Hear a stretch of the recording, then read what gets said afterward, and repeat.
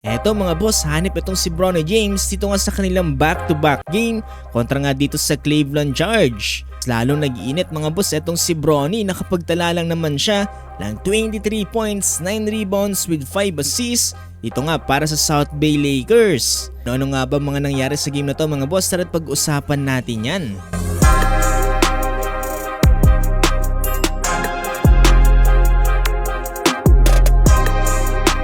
Well, ngayong araw nga mga boss ay muli makakatapat dito ng South Bay Lakers ang Cleveland Charge. Well, dito nga kahapon mga boss ay tinalo sila nito sa final score ng 125-113.